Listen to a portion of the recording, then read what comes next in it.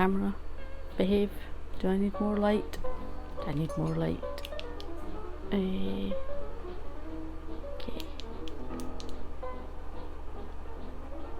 I mean, maybe. 'Cause my hair is curly, oh so curly, 'cause my teeth. Hello my lovelies, how are we all this week? So I reckon that I'm obviously starting to feel a little bit better because I've got that I want to make something. You know that crafters, I want to make something. Yeah. So Stuart and I are going up to Scotland next week to dog sit for a friend and see family and stuff like that, which very much looking forward to. However, the UK continues to, boil in its delightful heat wave, and we know that you're laughing at us, Australia, Texas, Florida. We know you're laughing at us. That's fine. We accept that.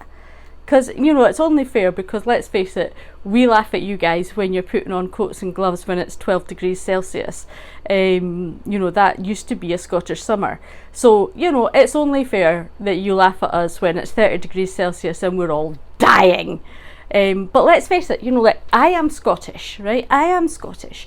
I have come from generations of people bred for wandering across damp heather in the mist, wearing delightful sumptuous knitwear and drinking hot tea. I am not made for attempting to sleep in a bedroom that's 30 degrees Celsius at night in a bed that feels like a swamp beside a husband who at the best of times is a human furnace and is now a damp human furnace. It's not fun. I'm not having fun. Our houses are not ready for it. We have no aircon.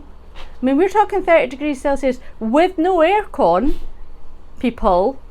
We are not. I mean, this, as a country, we are not ready for this. Never are. And yes, we're not coping. And that's fine. You can laugh. You can laugh at us. We don't mind, because we will laugh at you when you're not dealing with how cold it is and we're running about with our t-shirts on. So, all's fair. All's fair in love and climate change. What can I say? Did Dad just leave the house while leaving something cooking? Yes, your dad just put something in to cook and then wandered off to the supermarket. Right, it's still cooking. I don't know what to say. I think he wants it to cook down. I think he's rendering the fat, so I think just leave it. Okay. But yeah, I'll turn it over so it doesn't. Good idea, yeah. ADHD at its best. We love it. Anywho, where am I? Yes, I've got that. Even though I'm melting, I'm in the sitting room, which is the coolest place in the house, because by the afternoon the sun has gone from here and it does cool down a little bit. I've got a fan on, sorry if you can hear that in the background. And yes, going to Scotland. Sorry, I got see? I'm slagging off your dad's ADHD and I'm so distracted. Sorry, I couldn't wait for you to finish up because it might burn in case it needs something done. No, I'd already distracted myself with the weather. It's very distracting. Yeah, it is very distracting. The weather is very distracting. So anyway, yes, I want to make something. Stuart and I are going to Scotland. And as I've discussed before, I like a dress. I like a little dress. So a while back, Stuart picked up a box of vintage linens at an auction for not very much money at all, and in it was this, actually two lovely sheets, one in these colours and one in sort of browns and oranges, and it's got this border just along one side, it's difficult to show you, but it just got this border along the top. Oops, I've just got that caught in my wire. I mean, I'm doing well today, haven't I? I mean, I might be feeling better, but I'm not, I'm not on top form, let's face it. What is happening? Why will you now not balance? Please balance. What is wrong with you? There we go. So, it's in a sheet with a delightful border, and got another free pattern of a very, very simple little summer dress.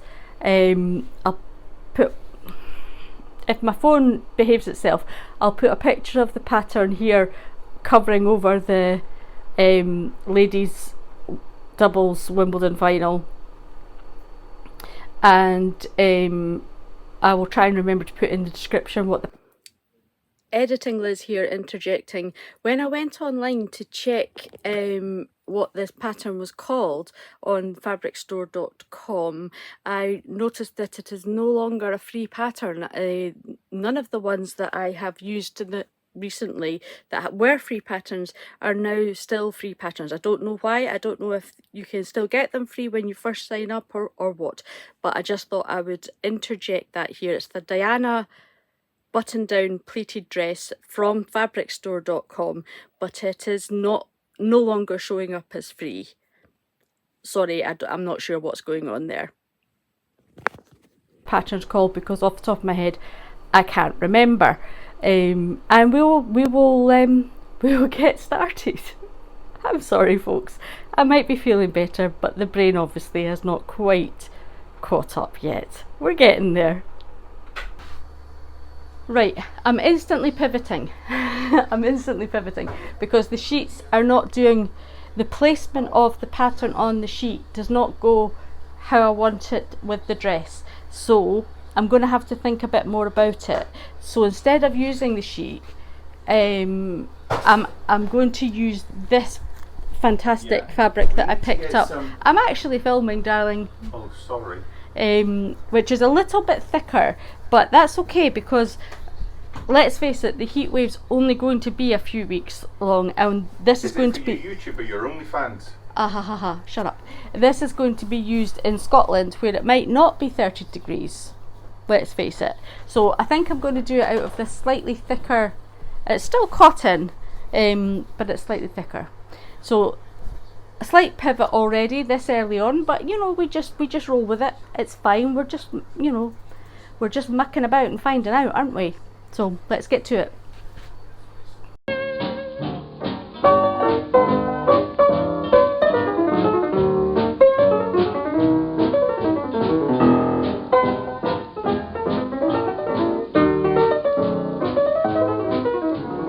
Cause my hair is curly, oh so curly, cause my teeth are pearly, oh so pearly, just because I always wear a smile.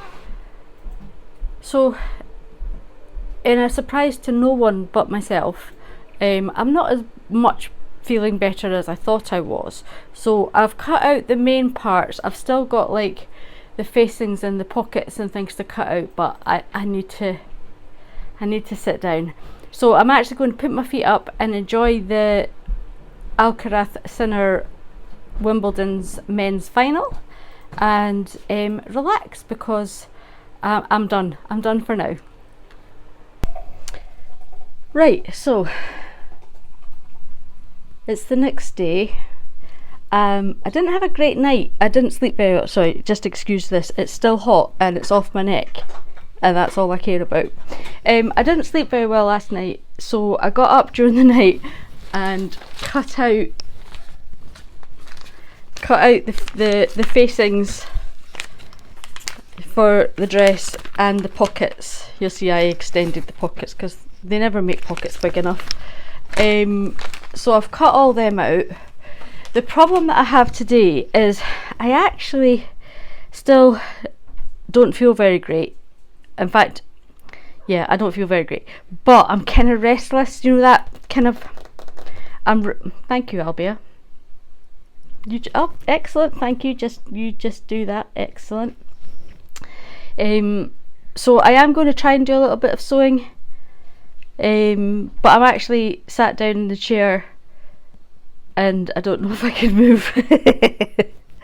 Oh dear. Anywho, I am going to try and do a little bit of sewing because I think that might help the restlessness. We'll see how it goes. Let's see how it goes. Right, I'm going to start off by, while I'm still in the seat, clipping my notches, marking any registration marks, because it's it's handy to do that.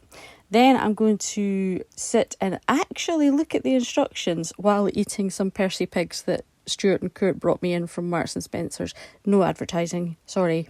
And I decided that the way that they were doing it in the instructions was ridiculous and did not make any sense whatsoever. So after a cursory glance, I ditched the instructions and decided to go with what I decided was best. And I also thought that, given the fact it was just a wee quick project, I would overlock all the edges.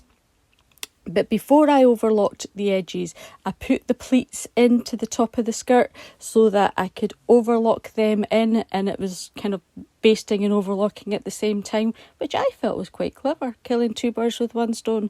So I just very carefully make sure that they stay nice and straight as they go through the overlocker. That also helps to control the bulk of the pleats when you're putting them into the waistband. And then I also decided I'm not a great fan. I mean, I don't mind it on other people. It's lovely on other people, but I'm not a huge fan of pleats coming directly from the waist on my body. So I thought I would top stitch down a couple of inches at the top of each pleat, just to stop it coming straight out from the waistband pleated. So basically just chose an arbitrary distance that I was going to top stitch down, and marked them all and top stitched them. And then forgot to carry on filming while I put the pockets in. But this is, the last little bit where I remember to film attaching the pockets. But you guys have seen me attach pockets before. You know how I do that. We put a bit on each section. It's all good. I'm also doing my little trick where I use a bit of ribbon from the edge of the pocket up to the waistband just to support the pocket, so that when I put my phone in, all the weight is not being held by the side seam, it's also being held a bit by the waist seam, to give a bit of extra stability and strength. So just when I put the two things right size together, the pockets and the back and front, I just make sure that is caught in there as we sew it round. And just making sure that our registration markings are met up. And then I'm going to, as I've already overlocked everything, I'm just going to press that open. I put a little snip in at the bottom of the pocket and the top of the pocket so that the seam can get pressed open, but the pocket can get pressed to the front. And that just makes it all lie a bit flatter. I actually, in the end, go ahead and top stitch all the seams anyway, so it just stays in place. Then I'm switching to the bodice and I'm putting together the neck facing at the shoulder seams. And then before I put the neck facing in, I have to attach the actual shoulder seams on the bodice. So once I work out what's front, what's back, what's left, what's right, because, I'm tired, I will put the shoulder seams together and we'll see how we get on. And then we'll forget to film anymore. Good morning, darlings. Good morning. So, having got into a bit of a hyper focus the other day and grossly overdone things, I was not able to do any sewing yesterday. I had to take a little day off and recover, which, was entirely my own fault. But what I did do is finish editing and put up my video for last week. So thank you very much for your lovely response so far, about caring for ourselves when we're recovering. One thing I forgot to mention actually, and I'm annoyed because I meant to, was the importance of hydration when you're recovering. So I always have my trusty water bottle at hand at all times. In this at the moment I have a tiny bit of raw apple cider vinegar with mother and then filled up with water. I actually find that an enjoyable drink. I know I'm probably in the minority there, but I find that quite an enjoyable and refreshing drink. I also use electrolyte sachets, particularly when the weather's really hot, because these things are really important. So yeah, cannot underestimate the importance of hydration when you're, well, at all times, but particularly when you're not well. And are you not going to mention all the Diet Coke? Shh. That's our little secret. our little secret. They don't need to know that. Tell the truth. We're not going to mention my Diet Coke addiction, okay? Just it settles my tummy, okay? Children, ruining your reputation for 25 years. Yeah, thank you for that, darling. Don't have kids. They never stop telling people your secrets. I mean, he's 25, for goodness sake. He's not supposed to still be telling my secrets. Anyway, yes, the other day I got a bit hyper-focused with the sewing, and I don't know if this happens to any of the rest of you, but it seems that when I'm really tired and not doing so great, I'm actually more likely to fall into a hyper-focus trap.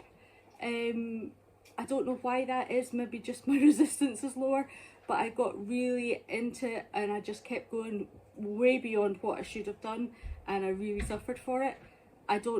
Let me know in the comments if that's something that you've experienced, that your hyper-focus actually is worse when you can least afford to do it, which is, yeah, is the way of things, isn't it? Anyway, we're at the stage of attaching the skirt to the bodice, and we don't have a huge amount left to do on this, which is great, because even if I get into hyper-focus, there's not so much that I'll, totally overdo it, theoretically. But, I think I'm already overdoing it just by starting, so we'll just keep that on the down low, and we'll get on with things. So when we're starting, we're ready to attach the skirt to the bodice. So as usual, I just, match up all my registration points, my seams and things, making sure my little ribbon from the pocket gets caught in, because that's important for the stability, and get that all pinned nicely into place. And then I'm going to press all the seam allowance upwards towards the bodice in this instance, and then I decided to top stitch along that. The kind of dress it is, the cotton being a bit heavier, just wanted to keep the seams all in place. Then I decided to hem the sleeves at this point, and unusually for me, I'm actually measuring the amount of hem as opposed to just eyeballing it. But, I don't know. I measured once on each sleeve just to make sure that I was in roughly the right ballpark. So I don't know if showing off about accurately measuring is really warranted in this instance. But there we go. And then it was time to attach the button and buttonhole plackets to the front of the dress.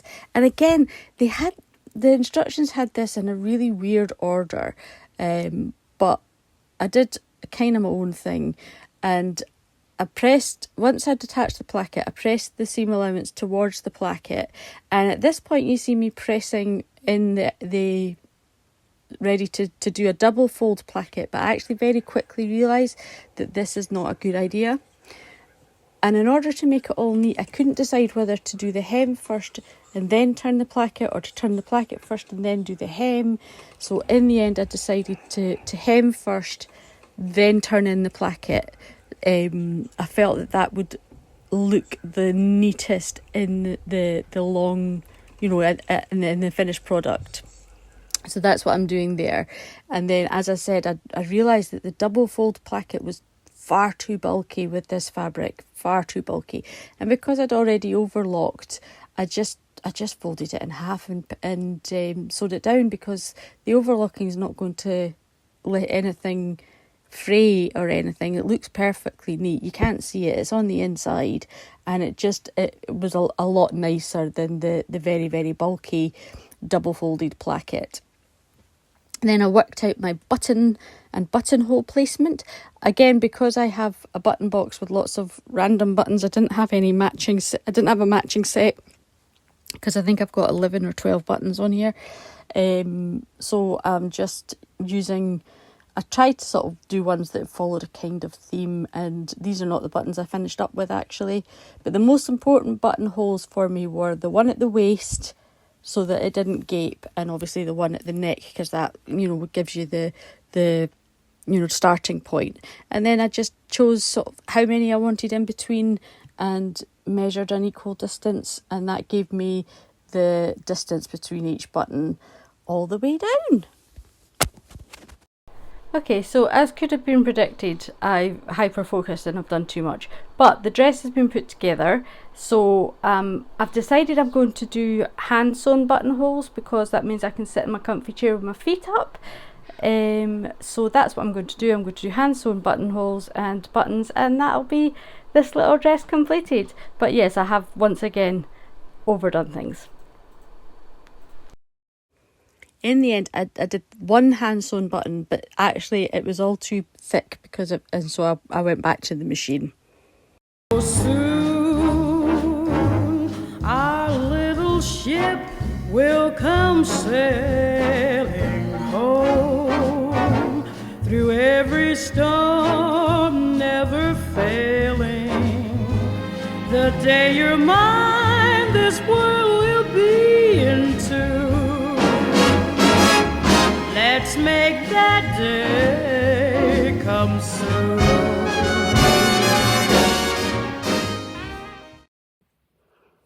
So there we have it, my lovelies. I'm now at my mum and dad's. We been on the go for a couple of days. We stopped at Stuart's parents and visited them. We're now up at my mum and dad's. So the reveal was filmed cavorting around my parents' garden. So thank you very much, parents, for the beautiful venue you provided. And thank you for the use of the office for editing purposes. And yeah, so that's it for this week. Stuart and I are off on our travels. Next week, I think what I'm working on at the moment is to put out the renovation of the cabinet video, put that out while we're up in Scotland, and then after that, hopefully I'll have some fun times from Scotland to share with you. But in the meantime, I want to hear what you guys have been up to this week, what's bringing you joy this week, what you're using your spoons for, all that good stuff, because you know I love to hear it. Because I'm nosy, basically, because I'm nosy. And I'm really pleased with this little dress. Because I've been travelling for a few days, my tummy is very sore and bloated because it does not like travel. It doesn't like different water in different places. It doesn't like different food. It doesn't like all that stuff. So my tummy is quite bloated, and the dress is coping with it admirably. It's so comfortable. There's no like tight waistband. It's nice and loose and comfy, and I'm really, really pleased with it. And it's not as hot up here. The heat wave seems to have come to an end, so it's perfect weight, and it's all good. So I'm really, really pleased. So that's it from me for this week. I will see you very, very soon. I hope you and your loved ones are feeling safe and well. And yeah, that's it. Love from Liz. My teeth are pearly, oh so pearly, just because I always wear a smile, oh baby, and try to dress up in the latest style, the latest style, 'cause I'm glad I'm living. Take trouble smiling, never whine, oh.